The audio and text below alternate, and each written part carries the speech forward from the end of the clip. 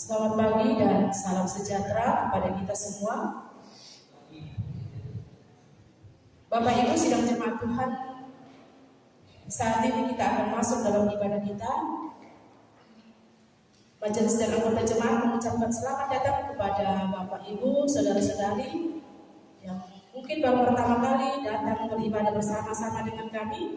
Dan apabila membutuhkan pelayanan lebih lanjut, silakan menghubungi majelis gereja. Dan kepada kita semua diharap ketenangan kita untuk ibadah dan diharapkan untuk tidak keluar masuk dalam ruang ibadah pada saat ibadah sedang berlangsung. Ya Bapak Ibu sidang jemaat Tuhan, mari kita datang menghadap Allah. Saudara-saudara yang terkasih dalam Tuhan, kuasa dan kasih Allah begitu nyata menolong perjalanan umatnya, menapaki hidup karunia-Nya. Kedahsyatan kuasanya mengiringi perjalanan hidup kita, sehingga di hari Minggu ini kita berkumpul kembali menghayati kebaikan Allah dalam hidup, sekalipun masih dalam bayang-bayang kecemasan karena pandemi COVID-19, namun kuasa Allah melampaui kecemasan itu. Karena itu kita dituntut untuk senantiasa melakukan perbuatan-perbuatan yang sesuai dengan kehendak-Nya. Sebagaimana tema kita saat ini, perbuatan yang bermakna. Kekasih Tuhan, mari kita mengalami perjumpaan dengan Tuhan dalam ibadah saat ini. Jemaat Tuhan, saya jemput bangkit berdiri. Kita memuji Tuhan, bersoraklah hai isi dunia.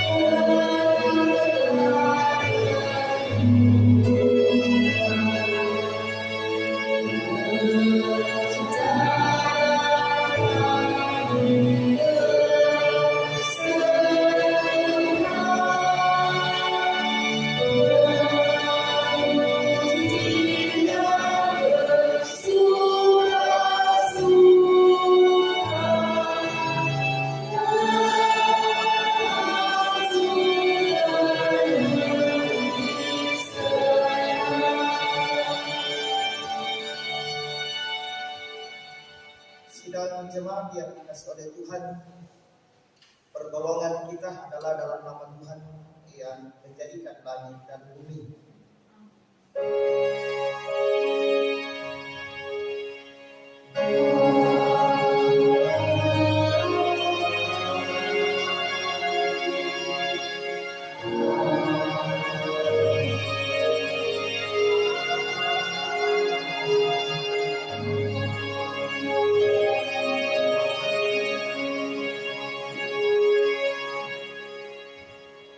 Salam sejahtera bagi kamu sekalian.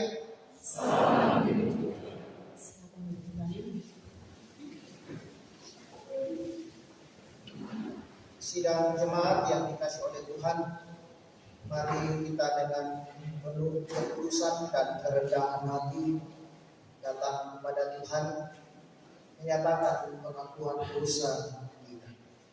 Dengan penuh kerendahan hati kami mengaku dosa di hadapan-Mu, ya Tuhan, bahwa kami sering lalai melakukan perintah dan menjauhi larangan karena mengikuti kehendak hati kami yang jahat. Bahkan kami sering menyakiti sesama kami dan kepada Tuhan melalui tutur kata dan perbuatan kami. Karena itu kami mohon kemurahan dan pengampunan dalam nama Yesus Kristus Juru Selamat kami.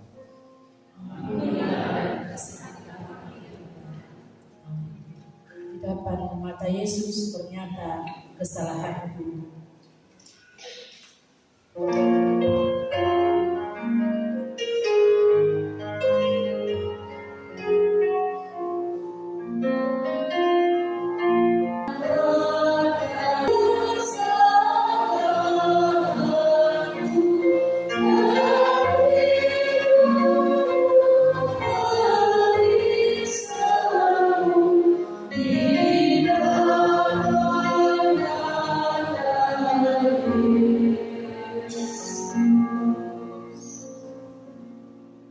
Kepada kamu sekalian yang tunduk dalam penyesalan, berita anugerah dari Allah dinyatakan kembali.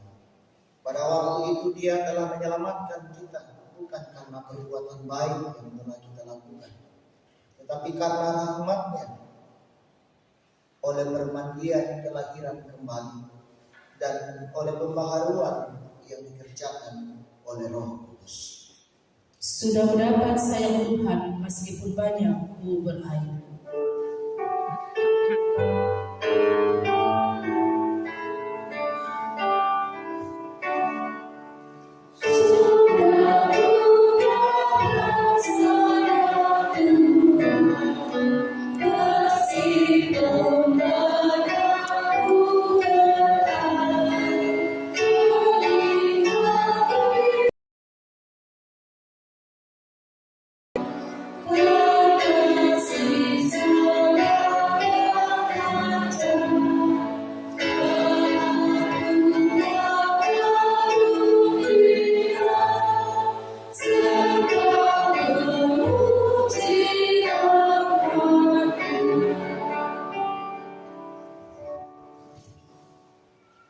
Dengarkanlah petunjuk hidup baru. Saudara-saudara kekasih Tuhan, dengarkanlah petunjuk hidup baru.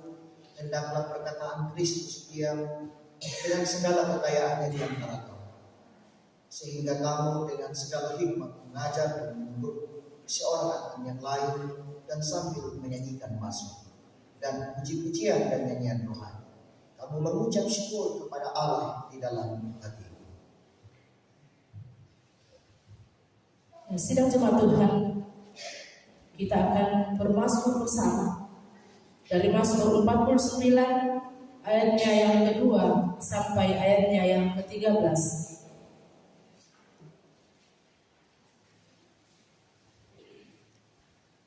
Mazmur 49 ayat kedua sampai ayatnya yang ke-13. Firman Tuhan, kebahagiaan yang sia-sia untuk pemimpin biduan dari Bani Korah. Mazmur. Dengarlah hai bangsa-bangsa sekalian, baik yang hina maupun yang mulia,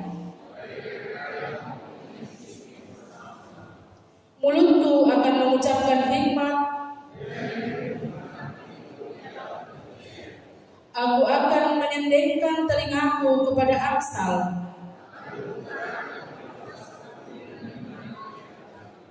Mengapa aku takut pada hari-hari celaka?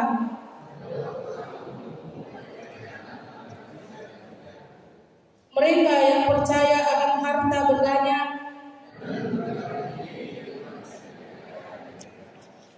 tidak seorang pun dapat membebaskan dirinya.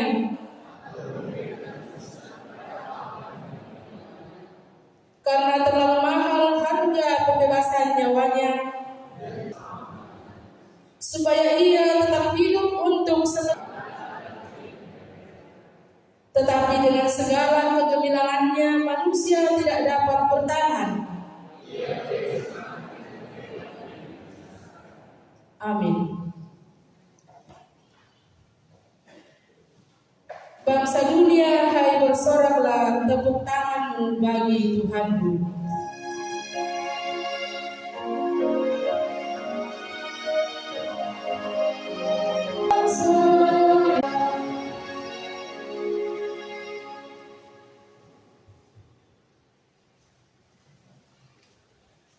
Kita akan membaca firman Tuhan pada saat ini. Namun sebelum kita membacanya, kita meminta kekuatan, kita berdoa. Pagi yang indah ini Tuhan, kami merasakan sukacita dan kebahagiaan. Kasih-Mu dan anugerah-Mu Engkau terus limpahkan dan nyatakan dalam perjalanan kehidupan kami. Hari ini Tuhan, penyertaan Tuhan dan kasih Tuhan terus dinyatakan. Kami dapat berkumpul di rumah-Mu yang kudus pada saat ini. Semua karena kasih Tuhan. Engkau yang berperkara di dalamnya sehingga kami dapat berkumpul bersama-sama memuji, memuliakan nama-Mu. Bahkan Tuhan, dalam persekutuan kami pada saat ini kami akan membaca firman-Mu. Berikan hikmat kepada kami Tuhan untuk dapat memahami firman-Mu ini dengan baik, dan kami pun dimampukan untuk mewujud menyatakannya dalam perjalanan kehidupan kami. Allah Bapa dalam surga, Engkau memberkati kami semua sehingga kami dapat memahami dan persekutuankan ibadah kami dapat berjalan sesuai dan seturut dengan kehendak-Mu. Oleh karena itu Tuhan, kami datang kepada-Mu dan bersabdalah kepada kami. Kami siap mendengarkan firman di dalam nama Yesus Kristus. Itulah Tuhan dan Juru Selamat kami yang hidup. Amin.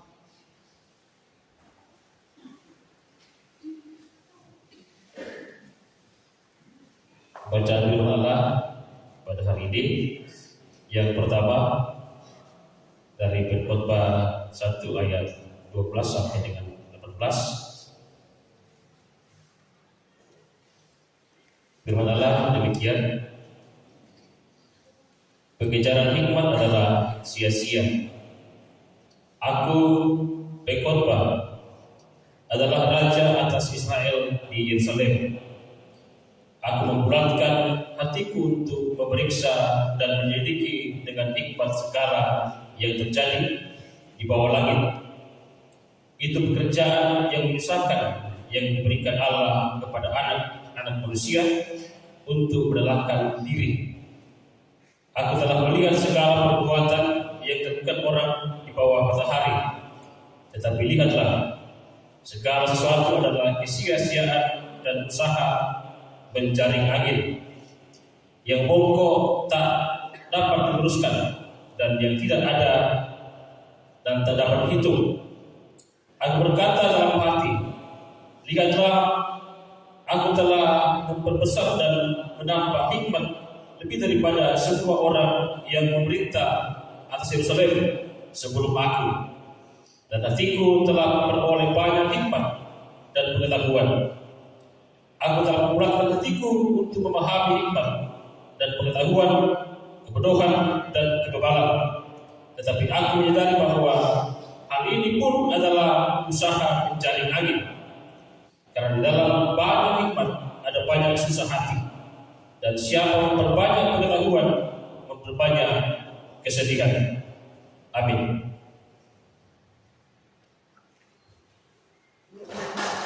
Bacaan yang kedua dari Kolose 3 ayat 1 sampai ayatnya yang ke-11. Firman Tuhan, carilah perkara yang di atas.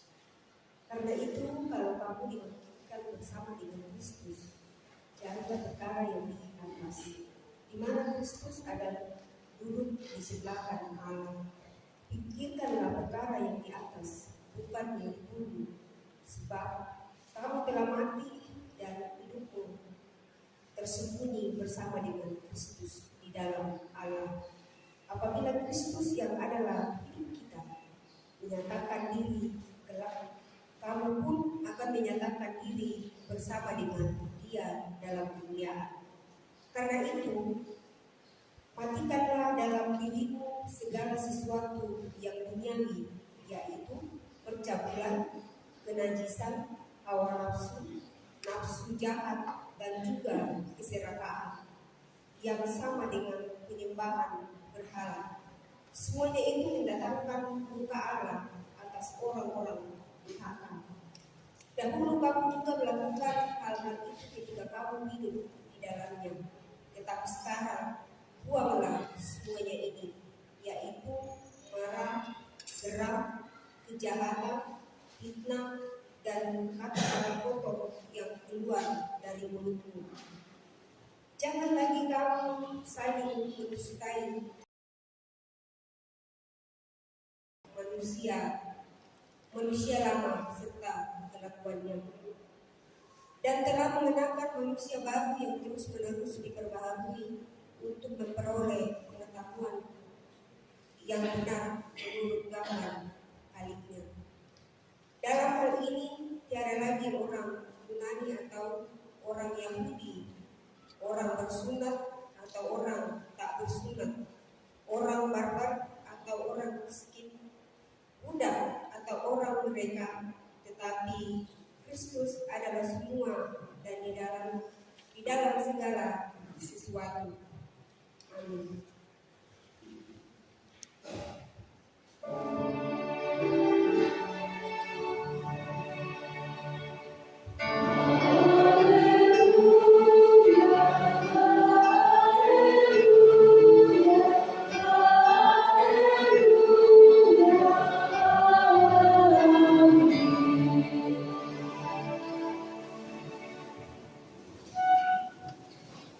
Injil Kristus dari Lukas pasal 12 ayat 13 sampai dengan 21.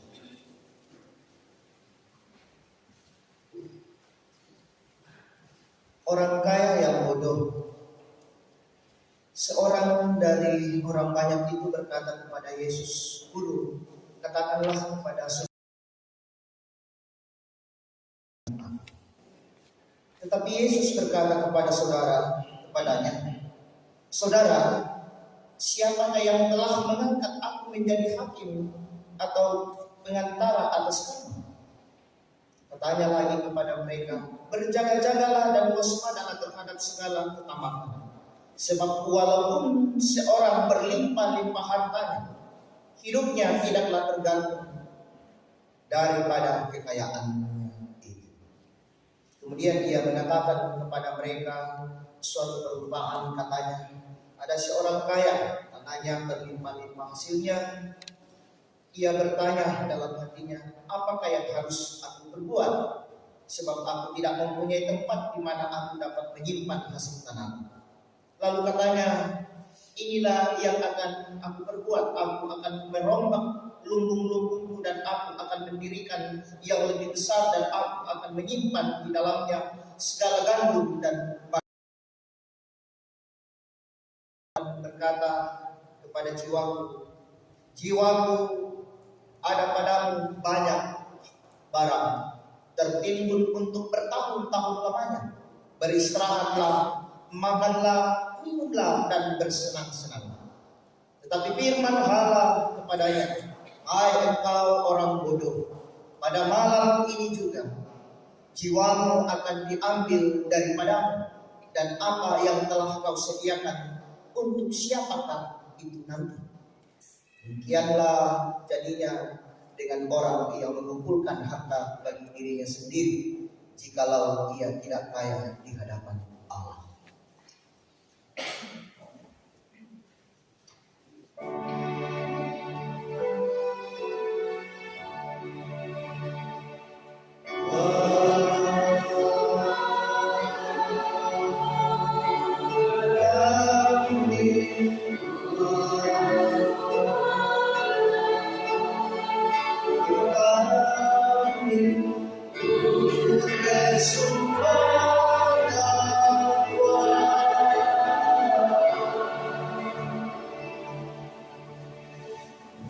Sebelum kita lebih jauh merenungkan firman Tuhan, silakan ujian dari PWGT.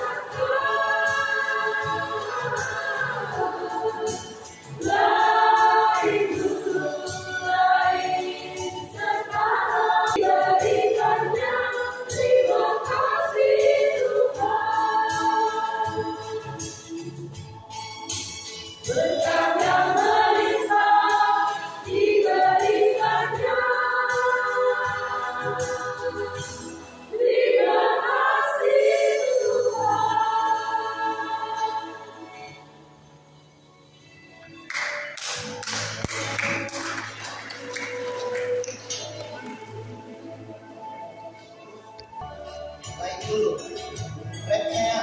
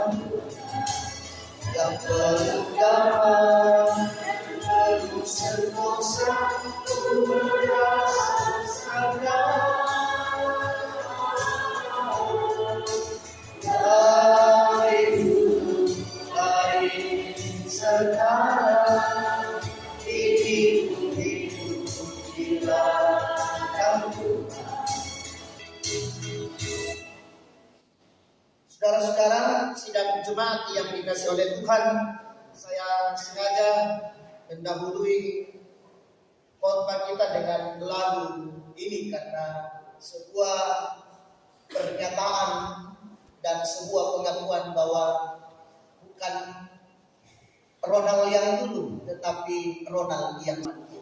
Karena ini sehubungan dengan tema kita hari ini, perbuatan yang bermakna.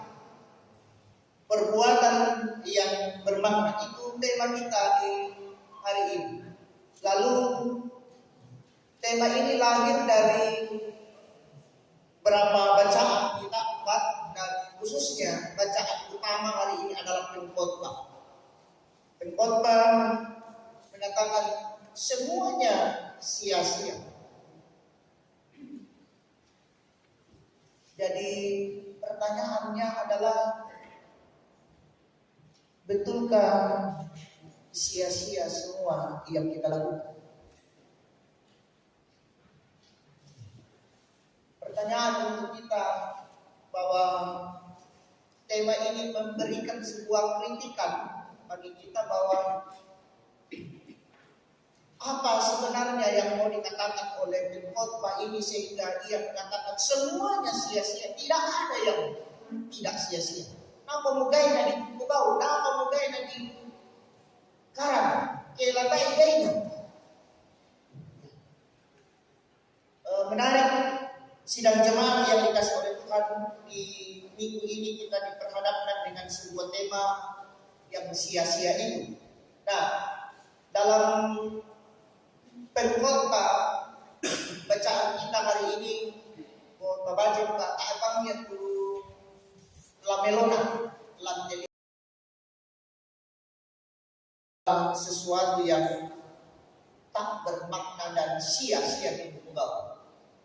Nah, saudara-saudara yang sama-sama dikasih oleh Tuhan.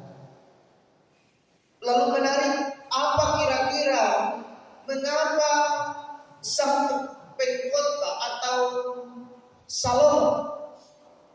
Salomo berkata demikian tentang hidupnya, bahwa apa yang ia lakukan, apa yang ia perbuat itu sia-sia di bawah matahari, di bawah matahari ya. Di bawah matahari itu ada dia katakan dalam bacaan kita. Nah, kita tahu Salomo adalah orang yang Salomo anaknya Daud yang betul. Daud ketika mau mendirikan bait suci Allah, Tuhan tidak membolehkan, bukan kau. Tetapi yang buat adalah Salomo. Salomo membuat bait suci, rumah Tuhan. Ia memerintah dengan makmur. Ia memberikan sebuah kemakmuran bagi masyarakat yang dipimpinnya. Ia sungguh bijaksana dan banyak lagi perbuatan-perbuatannya. Tetapi pada akhirnya ia mengatakan sia-sia semuanya. Lalu sebenarnya apa yang mau dikatakan kepada kita lewat pengkhotbah ini? Dari bacaan kita hari ini, bahwa apa yang mau dikatakan pengkhotbah atau Salomo tentang kehidupan umat manusia yang sia-sia itu, perbuatan yang dilakukannya sia-sia, yang melakukannya juga sia-sia, yang sementara. Nah,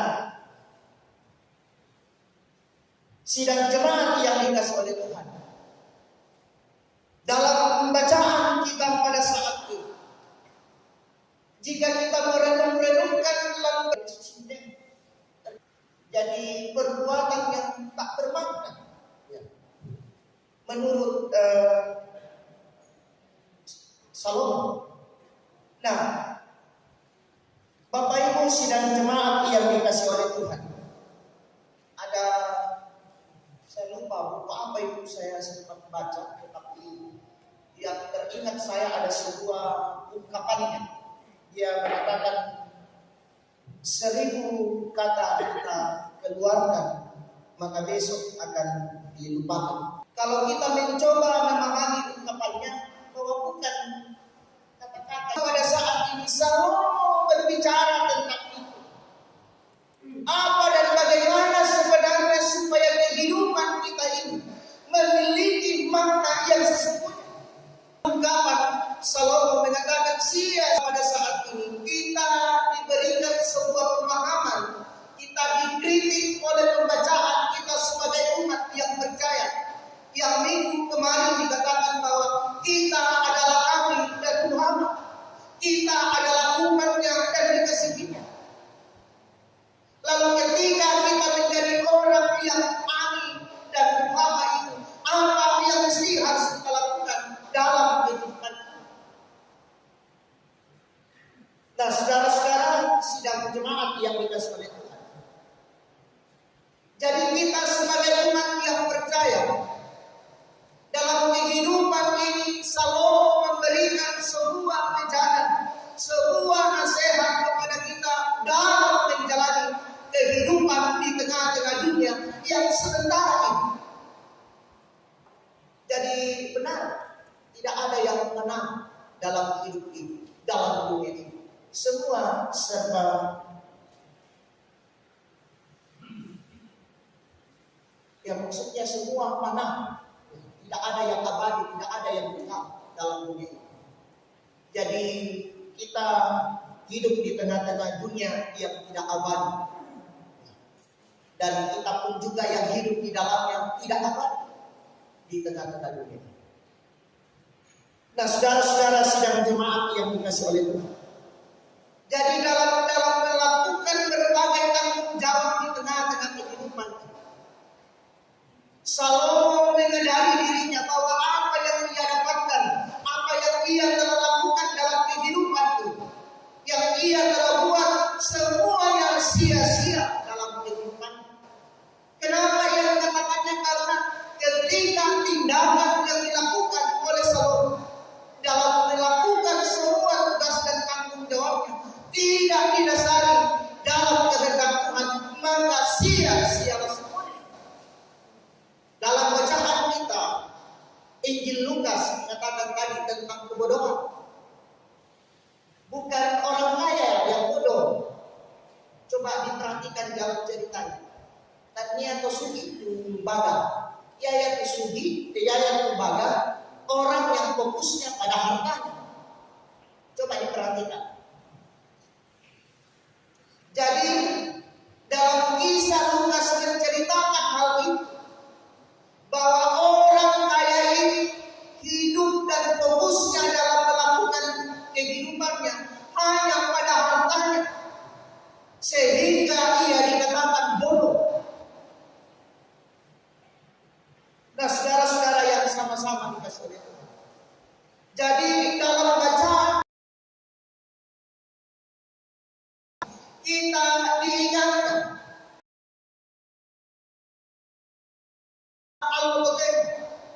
apa yang telah kita lakukan, apa yang sementara kita lakukan dalam kehidupan itu, apakah berada di dalam kesia-siaan atau apakah tindakan kita betul-betul bermakna yang didasari pada kehendak.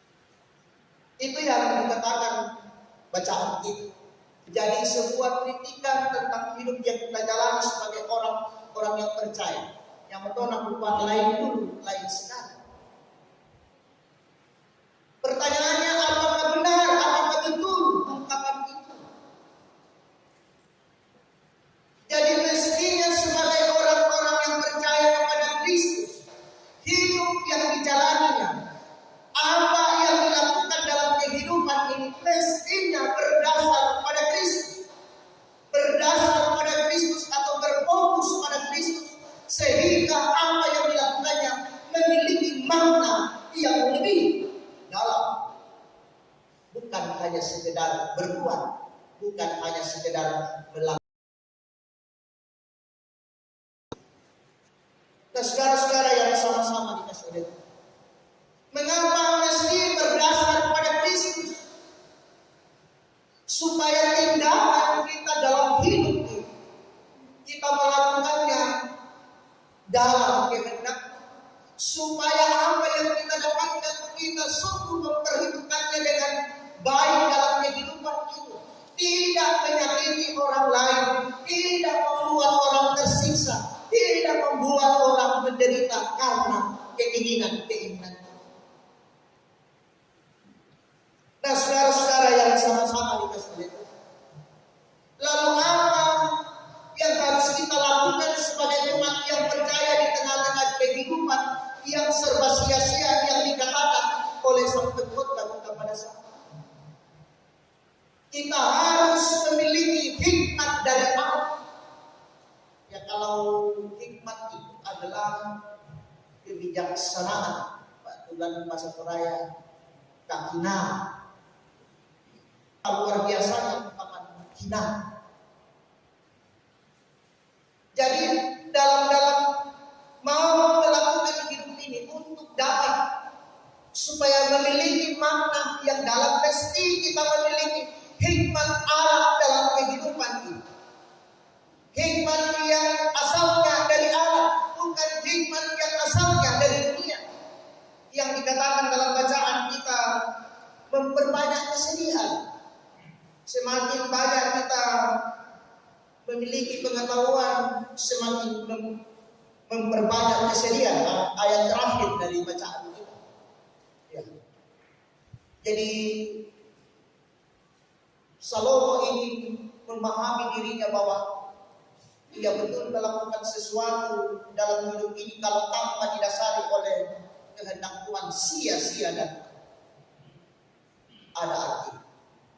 Sehingga ketika Salomo menjalani hidup, ia jatuh di dalam dosa dan ia pun mendapatkan sesuatu yang luar biasa yang membuat ia tersiksa dan menderita. Dan pada akhirnya bukan dalam hikmat Allah. Nah, saudara-saudara yang sama-sama dikasih oleh Tuhan, lalu kalau sudah demikian, apa yang mesti kita harus lakukan? Kita harus memiliki hikmat dalam kehidupan ini untuk dapat mengetahui, untuk dapat melihat bahwa apa yang telah kita lakukan ini telah berdasarkan dengan hikmat Allah, atau apakah sudah sesuai dengan kehendak Tuhan. Oleh karena itu, milikilah hikmat dari Allah, pikiran yang asalnya dari Allah, supaya kita dapat menjalani kehidupan ini berdasarkan kehendak Tuhan dalam hidup kita. Saudara-saudara, lalu bagaimana kalau sudah demikian? Bagaimana kita harus melakukannya? Bagaimana supaya kehidupan kita itu terus berbangun? Setelah kita memiliki hikmat, kita juga bertanya bagaimana Balikpapan lantai 5. Nah, oleh karena itu carilah kehendak Dia dalam hidup kita. Adakah itu Pak Korenda Puan lalu kita lantai Tuhan? Carilah kehendaknya di dalam kehidupan itu. Balikpapan yang damai pada kita. Bagaimana caranya kita mencari? Hiduplah, jadikanlah firman Tuhan menjadi pedoman hidup kita. Hidup di dalam persekutuan, senantiasa bersama-sama mendengarkan firman di setiap kehidupan, di tengah-tengah persekutuan dan di tengah-tengah keluarga. Firman menjadi sebuah dasar bagi kita menjalani kehidupan yang dikaruniakan oleh Tuhan kepada kita. Jadi saudara-saudara yang sama-sama dikasih oleh Tuhan, perbuatan yang bermakna tak akan dapat dilakukan jika itu berdasarkan kemampuan dan kehendak.